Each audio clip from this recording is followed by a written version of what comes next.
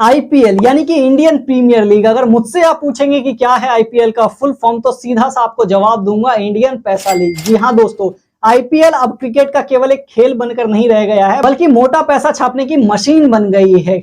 आप देखते होंगे कि आईपीएल में ओप्पो, वीवो, बायजूस, ये कंपनी, वो कंपनी, इतनी सारी कंपनियों के ऐड आते हैं। तो क्या इन कंपनियों के ऐड फ्री में ही चलते हैं? जी नहीं, ये सारी की सारी कंपनियां आईपीएल को बहुत ही मोटा पैसा देती हैं, तब जाकर ये स्पॉन्सर हो पाती हैं। तो आज के इस वीडियो में देंगे आपको पूरी जानकारी कि कैसे आईपीएल कमाती है इतना मोटा पैसा और कैसे ये करोड़ों का बिजनेस करती है पूरे ऑल ओवर इंडिया में। तो चलिए शुरू करते हैं। देखिए, आईपीएल जो पैसा कमाती है उसके 3 तरीके हैं। सबसे पहला होता है सेंट्रल रेवेन्यू मॉडल, जिसमें 2 चीजें शामिल है। सबसे पहला है आईपीएल के ब्रॉडकास्टिंग राइट और दूसरा है टाइटल स्पॉन्सरशिप। अब जान लेते हैं कि ये ब्रॉडकास्टिंग राइट होता क्या है। आप सबने देखा ही होगा कि जियो सिनेमा पे फ्री आएगा, ये आएगा, वो आएगा।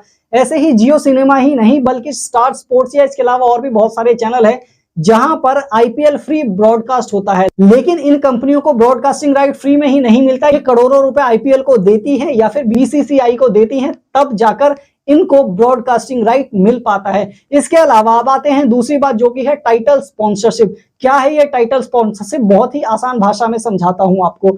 आप सबने सुना होगा टाटा आईपीएल, ये आईपीएल, वो आईपीएल। लेकिन इससे पहले टाटा आईपीएल नहीं चलता था, इससे पहले चलता था वीवो आईपीएल, उससे भी पहले चलता था डीएलएफ आईपीएल। तो इन सबको अपने आईपीएल से ऊपर जो भी कंपनी अपना नाम लिखवाती है या बुलवाती है, उसके देने पड़ते हैं बहुत ही मोटा पैसा, और आईपीएल इसके लिए चार्ज करती है करोड़ों रुपए। इस बार की अगर मैं बात करूं तो साल 2023 से लेकर साल 2027 तक के लिए ये स्पॉन्सरशिप राइट यानी कि टाइटल स्पॉन्सरशिप राइट मिला है टाटा कंपनी को, और इसके लिए टाटा ने दिए हैं पूरे 4700 करोड़ रुपए। सेंट्रल रेवेन्यू की अगर हम बात करें तो ये टोटल 60 से 70% तक की कमाई होती है। तो इसके बाद चलिए बात कर ही लेते हैं दूसरे नंबर की भी। तो दूसरे नंबर पर जो चीज आती है जिसे रेवेन्यू आता है, वो है स्पॉन्सरशिप एंड एडवर्टीजमेंट्स। आप सबने देखा होगा इतनी बड़ी बड़ी कंपनियां, बायजूस, ओप्पो, वीवो, ये इतनी सारी कंपनियां हैं, इन सबके एड्स चलते रहते हैं। तो ये ऐसे ही एड्स इनके नहीं चल पाते हैं।